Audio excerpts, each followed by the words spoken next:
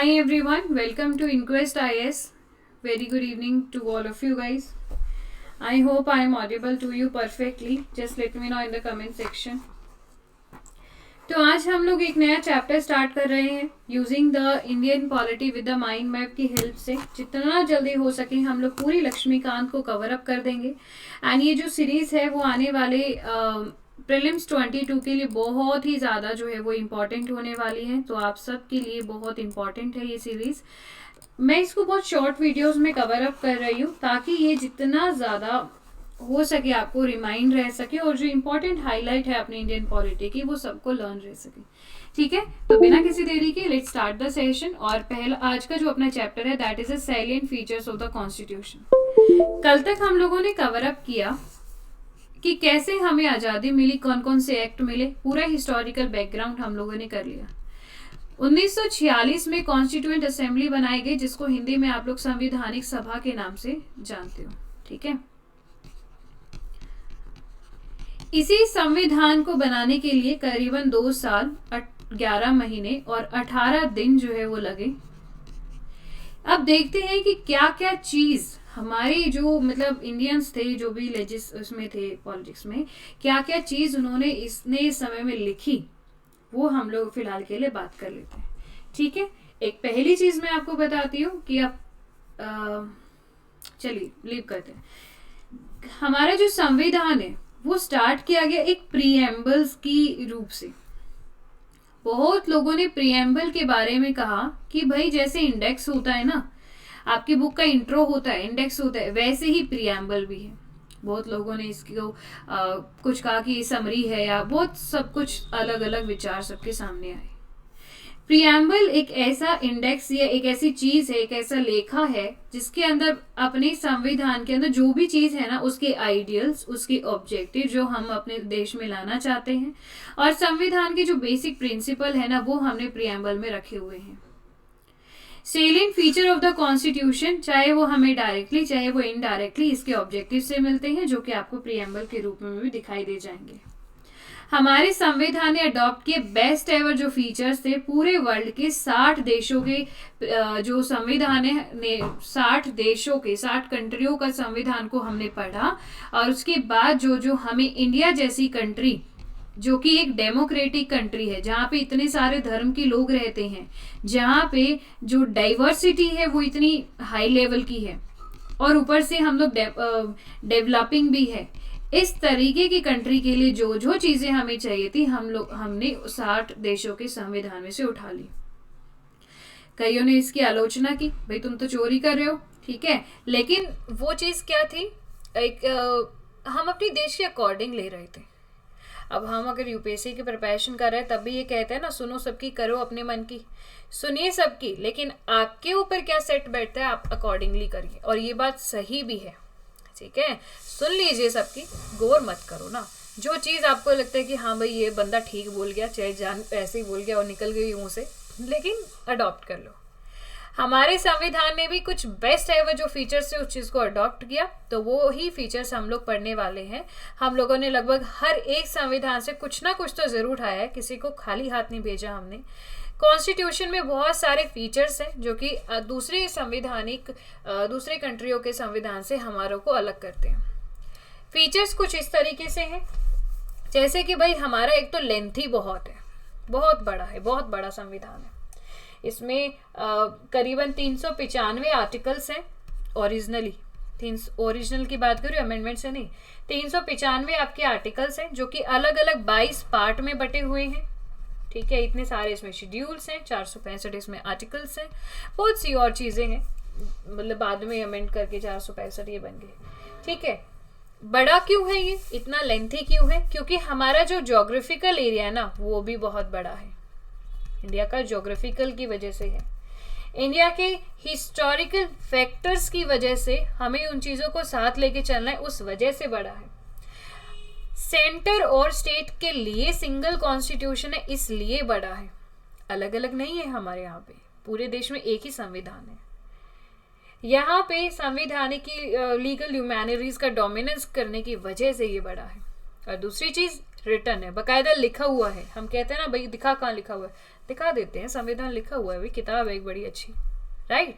चलो, रिजिडिटी और फ्लेक्सिबिलिटी का ब्लेंडिंग है, यानी कि अगर हम अपने संविधान में कोई संशोधन करना चाहें तो हम कर सकते हैं, ऐसा नहीं है कि बिल्कुल नहीं कर सकते। तो ये रिजिड तो नहीं है, कठोर नहीं है इतना कि हम उसमें संशोधन नहीं कर सकते, लेकिन संशोधन करने का जो प्रोसीजर है, जो प्रक्रिया है, वो इतनी आसान नहीं है। खैर, वो चीज़ टॉपिक पे डिपेंड करती है कि आप क्या बदलाव लाना चाहते हो, उस चीज़ पे ये मायने करती है। अगर आप कोई सिंपल सा अमेंडमेंट लाते हो तो वो बहुत ही एक नॉर्मल प्रोसीजर से हो जाएगा, बट आप एक बड़ा चेंज लाना चाहते हो तो उसके लिए एक पूरा प्रोसीजर आपको फॉलो करना होगा। तो इसीलिए हम कह सकते हैं कि भाई रिजिडिटी भी है और फ्लेक्सिबिलिटी भी है, राइट। थर्ड आता है federal system with the unitary base bias. भाई वैसे तो हमारी जो पावर्स हैं वो केंद्र और राज्यों में बटी हुई हैं, सेंटर और स्टेट में बटी हुई हैं, लेकिन जब हम इमरजेंसी की बात करते हैं उस समय पे हम एक हैं, दुखों में देश एक है। जैसे घर में होता है ना कि भाई सुखों में ये काम वो करेगा तो वो काम ये करेगा, मतलब अगर घर में खुशी है तो, और अगर जब परेशानी है तो सारे एक ही हैं, कोई अलग अलग नहीं है उस टाइम पे। वही वाला सिस्टम है।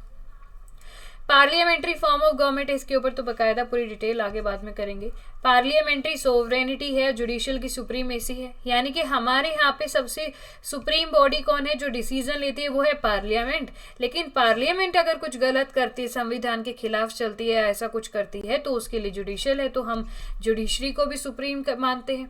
वैसे जुडिशरी पार्लियामेंट में कोई इंटरफेयर नहीं करेगी, लेकिन अगर वो संविधान की ह्यूमैनिटी के खिलाफ जाएगी तो भैया आएगी judiciary. Fundamental right, DPSP, duty, secure state, धर्मनिरपेक्ष, इसका मतलब होता है कि भाई किसी भी धर्म को हम लोग सुप्रीम नहीं करेंगे, सारे धर्मों को बराबर लेके चलेंगे। यूनिवर्सल एडल्ट फ्रेंचाइज, 18 से ऊपर होते वोट देने का अधिकार। सिंगल सिटीजनशिप, आप ये नहीं कहोगे कि भाई मैं तो दिल्ली का रहने वाला हूँ, मैं तो एमपी का रहने वाला हूँ, आप कहोगे मैं इंडिया का रहने वाला हूँ। इंडिपेंडेंट बॉडीज बनाएंगी ताकि अपने फंक्शन को अच्छे से प्रॉपर किया जा सके। इमरजेंसी अगर देश में लागू होती है तो उसके लिए भी कुछ प्रोविजंस जो है वो हमने बनाए। 3 टियर गवर्नमेंट कैसे है, एक तो सेंट्रल हो गई, एक स्टेट हो गई, और एक रूट लेवल यानी कि ग्राउंड लेवल पे गवर्नमेंट हो गई, जैसे कि पंचायत और म्युनिसिपैलिटी। 3 टियर गवर्नमेंट वाला सिस्टम ओरिजिनल नहीं है, कॉन्स्टिट्यूशन में 93 और 94 में ऐड हुआ है, तो पंचायत और म्युनिसिपैलिटी का अलग चैप्टर है, तो बाद में कर लेंगे।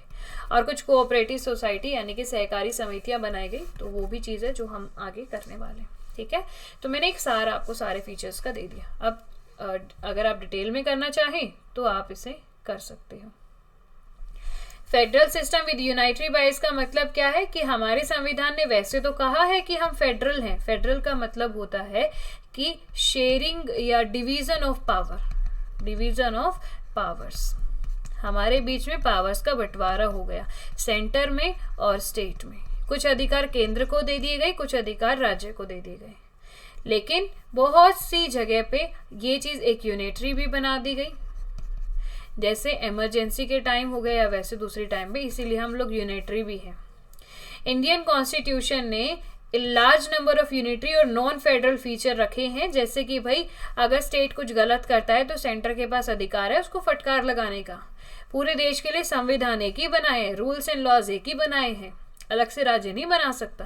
स्टेट के गवर्नर को चुनने की प्रक्रिया केंद्र के हाथ में रखी है। ऑल इंडिया सर्विस बनाई गई है जो कि पूरे देश में नियुक्ति करेगी। जुडिशरी को इंटीग्रेट किया गया है, जुडिशरी अलग ही मैटर है, supreme court, high court, district court ये अलग है, इंडिपेंडेंट है, और भी बहुत सी चीज़ें जो है वो सामने आई हैं। तो ये याद रखना, फेडरेशन शब्द कहीं पर भी नहीं यूज है। आर्टिकल 1, हमारा आर्टिकल 1 क्या कहता है, यूनियन ऑफ स्टेट। अब 2 तरीके से हो सकते हैं स्टेट, देखिए जरा, या तो आप सर्कल बनाकर उसमें से पीस काट दो इस तरीके से, या फिर या तो एक तरीका होता है ये, या फिर एक तरीका होता है ये कि अलग अलग पीस मिलके ऐसे करके एक सर्कल बना सके, राइट। ये वाली चीज ऐसे हो सके, बन जाएगा ना ये भी ऐसे। ये देखो ये बन गया, क्या दिक्कत है इसमें। अगर मैं बात करूं, this is a US, this is a India, हमने क्या किया, पूरा एक इंडिया बनाया और उसमें से कुछ स्टेट को काट दिया, जैसे ये हरियाणा हो गया, ये एमपी हो गया, ये यूपी हो गया, ये राजस्थान हो गया, ऐसे। लेकिन यूएस ने क्या किया, हर एक स्टेट ने एग्रीमेंट कर लिया और एक सारों ने मिलके दोस्ती कर ली, पार्टनरशिप कर ली और मिलके एक केंद्र जो है वो बना दिया। वहाँ पे स्टेट के पास इंडिविजुअल पावर है, हमारे पास नहीं है। ये चाहे तो ये वाला स्टेट जो है वो अलग निकल सकता है और ये वाला फिर एक सर्कल बन जाएगा, ये चाहे तो निकल सकता है, हम चाहकर भी नहीं निकल सकते, ठीक है। इसीलिए बोला गया है, आर्टिकल 1 ये कहता है कि हम तो यूनियन ऑफ स्टेट हैं। इसका मतलब स्टेट ने एग्रीमेंट नहीं किया है बल्कि सर्कल बना के बांट दिया गया है। तो हमारे इंडिया के अंदर किसी स्टेट को अधिकार नहीं है अलग होने का, सीसीड होने का, ठीक है। Please be remember this thing. इसीलिए हम लोग क्वासी फेडरल भी केसे वेरे ने इंडिया को बोला है, भाई फेडरल भी है, यूनिटरी भी है, इसलिए क्वासी फेडरल हो गया, ठीक है। चलिए, आई होप कि ये मीनिंग जो मैं कहना चाहती हूँ ये दैट्स सो इम्पॉर्टेंट और ये आपको क्लियर हुआ होगा और ये मेंस के लिए इम्पॉर्टेंट है। पार्लियामेंट्री फॉर्म ऑफ गवर्नमेंट, दो तरीके की पार्लियामेंट्री फॉर्म होती है, एक होगी जैसे ब्रिटिश की और एक होगी यूएस की। यूएस में क्या है, प्रेसिडेंशियल सिस्टम है और ब्रिटेन में क्या है, पार्लियामेंट्री, पार्लियामेंट सुप्रीम है। तो हमने ये वाला अडॉप्ट किया। यहाँ पे कोऑपरेशन और कोऑर्डिनेशन से चला लेजिस्लेटिव और एग्जीक्यूटिव फंक्शन में पावर्स को प्रेसिडेंट के केस में क्या होता है कि पावर्स जगह अलग अलग बट जाती है और किसी को एक दूसरे से मतलब नहीं रहता। हमारे यहाँ पे लेजिस्लेचर और एग्जीक्यूटिव की पावर और फंक्शन अलग तो है बट एक दूसरे के लिए रिस्पॉन्सिबल है और यही जो चीज़ है जो शो करती है कि हमारे देश में पार्लियामेंट्री फॉर्म ऑफ गवर्नमेंट है। ये इंपॉर्टेंट है, प्रीलिम्स में काफ़ी बार पूछा गया है। पार्लियामेंट्री सिस्टम को वेस्ट मिनिस्टर सिस्टम भी बोलते हैं और रिस्पॉन्सिबल, क्योंकि रिस्पॉन्सिबल है इसलिए रिस्पॉन्सिबल गवर्नमेंट भी बोलते हैं और कैबिनेट गवर्नमेंट भी बोलते हैं, क्योंकि यहाँ पे कैबिनेट ही होती है जो असली में कार्यरत रहती है। संविधान ने ना ही सिर्फ केंद्र में पार्लियामेंट्री सिस्टम लाया बल्कि स्टेट में भी लाया। पार्लियामेंट्री सिस्टम के अंदर प्राइम मिनिस्टर बड़े इंपॉर्टेंट होते हैं, इसीलिए प्राइम मिनिस्टर गवर्नमेंट भी बोल दो आप इसे, जो मना है बोल दीजिए। फीचर क्या क्या है भाई, एक तो रियल और नॉमिनल होते हैं। रियल मतलब प्राइम मिनिस्टर, नॉमिनल मतलब प्रेसिडेंट, एग्जीक्यूटिव होते हैं। मेजॉरिटी जो पार्टी होगी, जो ज़्यादा वोट ले जाएगी वही रूल करेगी, जैसे फिलहाल के लिए बीजेपी। कलेक्टिव रिस्पॉन्सिबिलिटी एग्जीक्यूटिव की टुवर्ड्स द लेजिस्लेचर, अगर जो एग्जीक्यूटिव, जो रूलिंग गवर्नमेंट की जितने भी फाइनेंस मिनिस्टर, होम मिनिस्टर और ये सारे जो भी बंदे हैं ना, वो लेजिस्लेचर को रिस्पॉन्सिबल है, पार्लियामेंट के लिए रिस्पॉन्सिबल है। जो भी उन्होंने स्कीम वगैरह जो बनाई उसकी जवाबदेही उन्हें देनी पड़ेगी। Are you getting me? Membership ministers legislature के भी मेंबर हैं, एग्जीक्यूटिव के भी होने चाहिए। मतलब आप भाई पार्लियामेंट के मेंबर होने चाहिए, एमपी होने चाहिए, तब जाके आप सरकार में आ सकते हो। हाँ, कुछ टाइम दिया गया 6 महीनों का, लेकिन फिर भी बन तो जाओ। प्राइम मिनिस्टर लीडर रहते हैं या चीफ मिनिस्टर राज्य के केस में। लोकसभा परमानेंट नहीं है, उसको 5 साल के बाद रिजोल्यूशन हो जाता है, 5 साल से पहले भी हो जाएगा अगर समस्या आई है तो। इंडिया की पार्लियामेंट सॉवरेन नहीं है। ब्रिटिश के अंदर पार्लियामेंट सारे डिसीजन ले लेगी, बट हमारे इंडिया में ऐसा नहीं है, ठीक है। Parliamentary government combined with elected president at the head, वो रिपब्लिक सिस्टम होता है, ठीक है। तो ये वाली चीज़ें हैं। पार्लियामेंट्री सोवरेनिटी और जुडिशियल सुप्रीमेसी का सिंथेसिस हमारे यहाँ पे है। हमारे यहाँ पे एक वर्ड यूज़ किया गया है जिसका नाम है जुडिशियल रिव्यू, जो आर्टिकल 13 में डाला गया है, and that is a fundamental right also.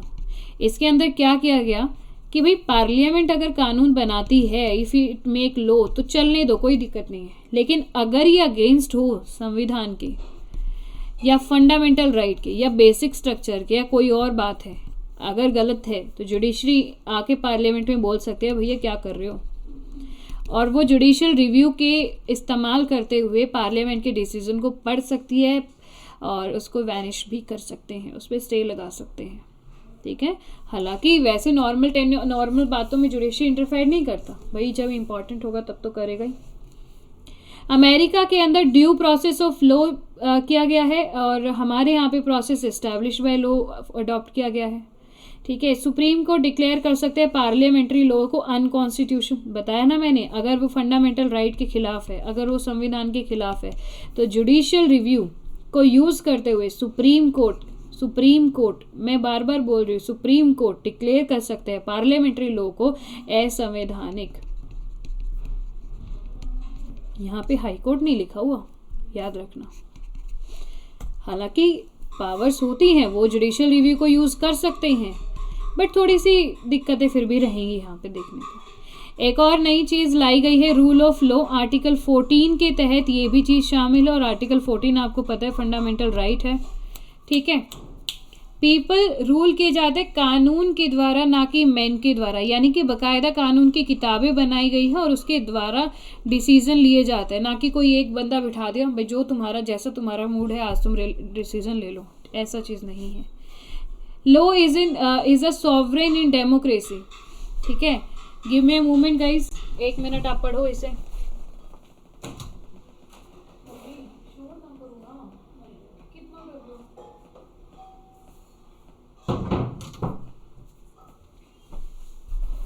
ठीक है, और भी चीज़ें हैं। लॉ, रूल ऑफ लॉ तो बहुत इंपॉर्टेंट है भाई, और ये याद रखना आर्टिकल 14 में तो है ही, यहाँ पे इक्वल प्रोटेक्शन ऑफ लॉ और बहुत सी चीज़ें दी गई है, और ये आपके बेसिक स्ट्रक्चर में भी है। क्या है बेसिक स्ट्रक्चर, आगे पढ़ेंगे।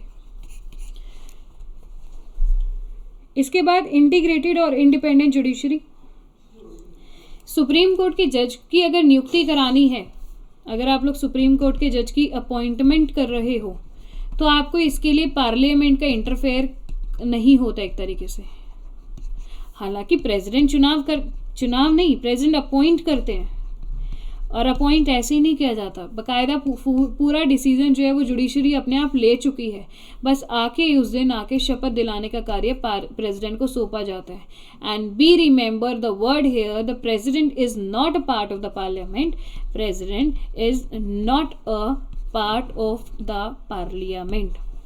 वो किसी भी सरकार से हो, वो गवर्नमेंट का हिस्सा अब नहीं है, क्योंकि वो प्रेसिडेंट बन गए हैं, ठीक है। उनको एक ट्रांसपेरेंसी दिखानी है आपके देश में, इसीलिए आप ये नहीं कह सकते कि प्रेसिडेंट हिस्सा है, ठीक है। ये कुछ लाइन है, कुछ वर्ड्स है, इंपॉर्टेंट होते हैं, और यही प्रीलिम्स में यूपीएससी इन चीज़ों में ही आपका फ़ायदा उठा लेते हैं, ठीक है।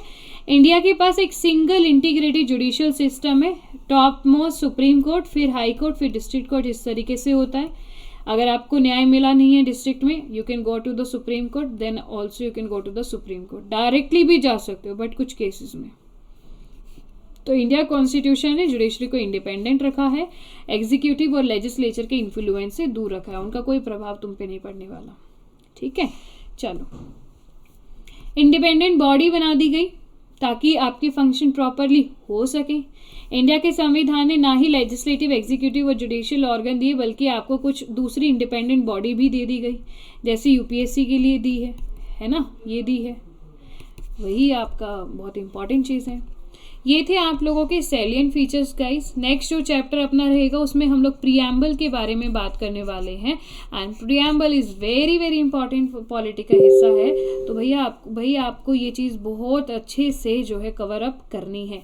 If you have any doubt guys, if you have any doubt so let me know in the comment section. Now it's your turn. Do like the session, share it with your lots of friends, and subscribe your own channel, that is Inquest IAS. Inquest IAS subscribe करिए। कोई question है तो बताइए, और जो question मैंने आपसे पूछे वो भी कमेंट में आंसर कर दीजिए। Thank you so much.